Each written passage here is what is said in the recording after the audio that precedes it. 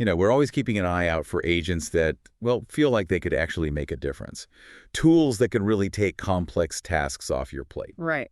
And like we often mention, the AI Agent Store is just a great place to find these kinds of things. Definitely. So today, we're digging into one we spotted there that definitely caught our attention. It's called Suna from Kortix AI.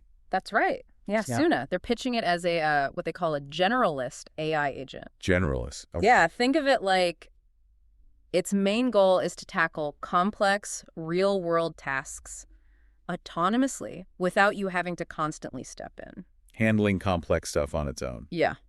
Okay, that's a pretty big claim. What's the first thing that really makes it stand out? Well, the thing that jumps out right away is how you interact with it. It's not Yeah. about, complex code or commands. Okay. It's mainly designed for natural language. You basically just tell it what you need done, plain English.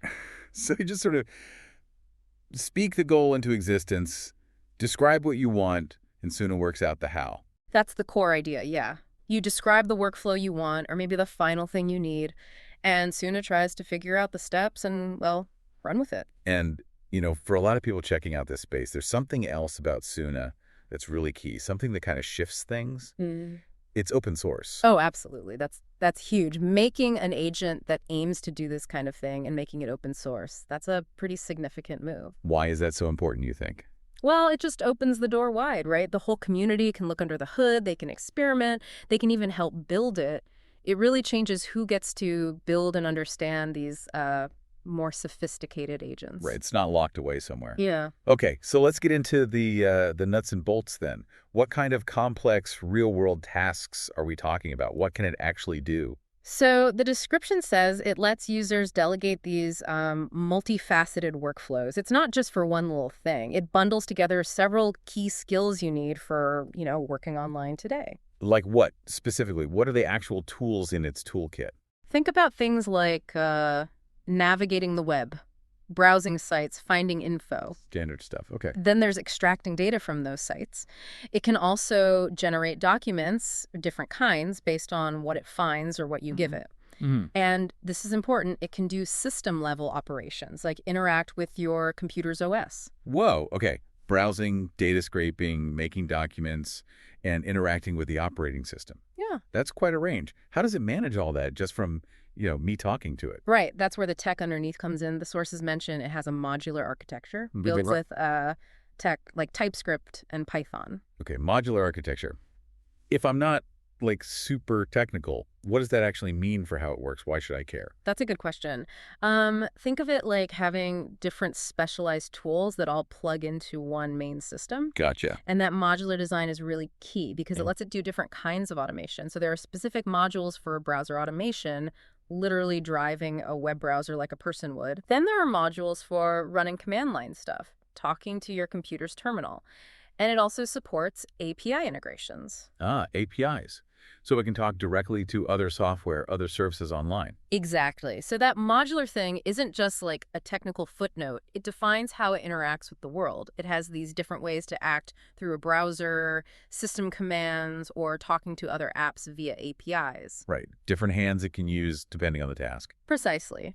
And in theory, that could make it easier down the line to add new tools or capabilities. Though the description does note it relies on the tools it already has defined. That makes sense. It uses what it's got. So how do you actually, use it? Is it software I install or? There are options. Kortix AI offers a cloud version you can just use. Okay. And this is pretty important, especially since it can do system-level things. You can self-host it, run it yourself. Self-hosting.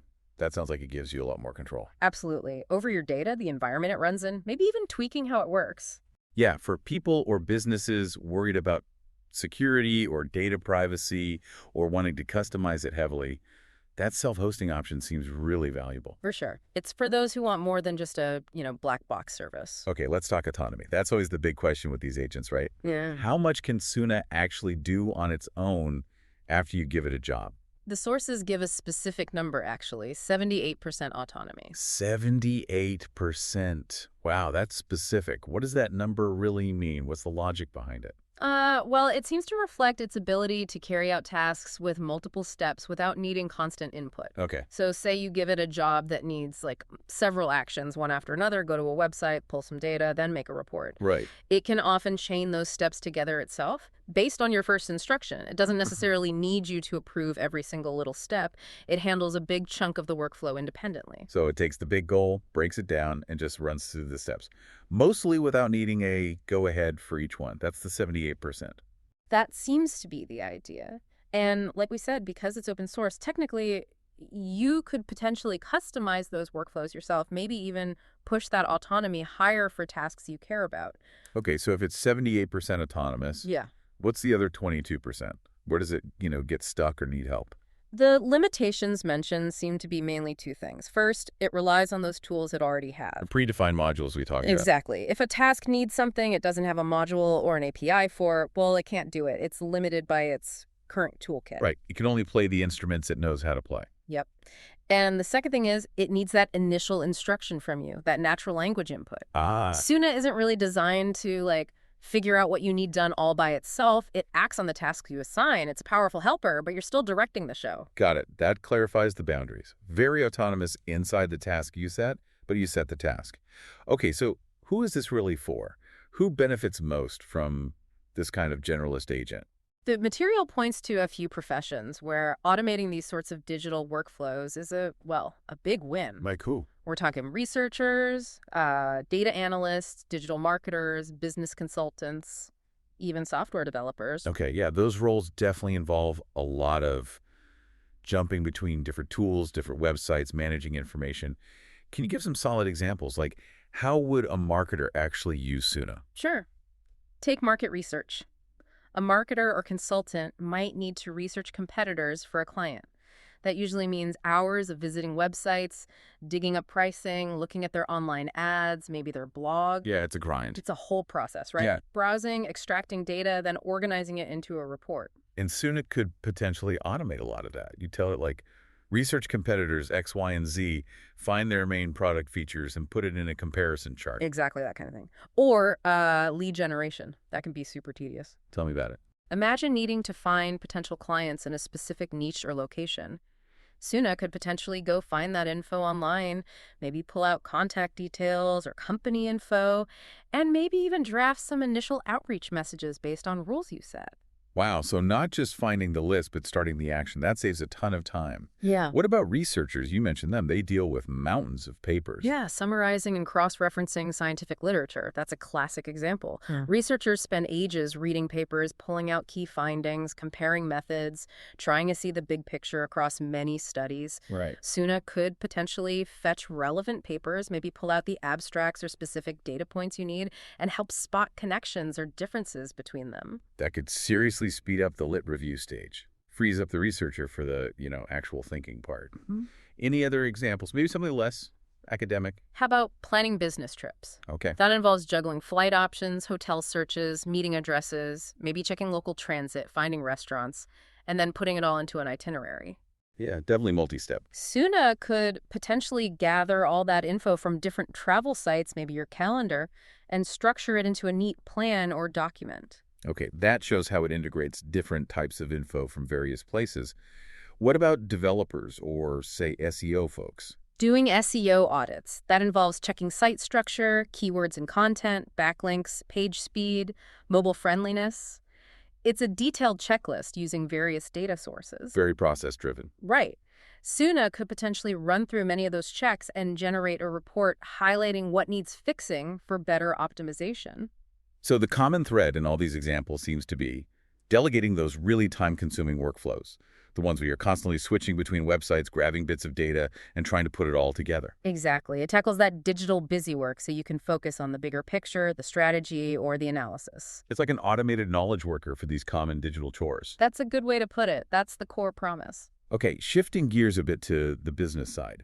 How do people get access to Suna? Is it paid? The model mentioned is freemium. Freemium. Okay, so you can likely try it out for free, maybe with some limits. Probably, yeah. Yeah. Limits on usage, maybe certain features locked, then paid tiers for more serious use. It lets people, kick the tires. Lowers the barrier to entry. Makes sense. Exactly. Makes it easy to experiment. And we keep circling back to this open source point. The material highlights community opinion, calling it maybe the first open source general AI agent. What's the big takeaway there from the community's perspective? Well, the community seems to see this as really important because it kind of democratizes things. Yeah, Building and understanding these generalist agents isn't just for the huge tech companies with closed-off systems anymore. right. Being open source means anyone, researchers, indie developers, even just curious folks can dig in, see how it works, adjust changes, build on it. It could really speed up how we all learn to build capable general AI. So it turns it from just a product into more of like, a shared foundation for learning and building an AI. Precisely that. It encourages collaboration, transparency in a field that's often pretty opaque.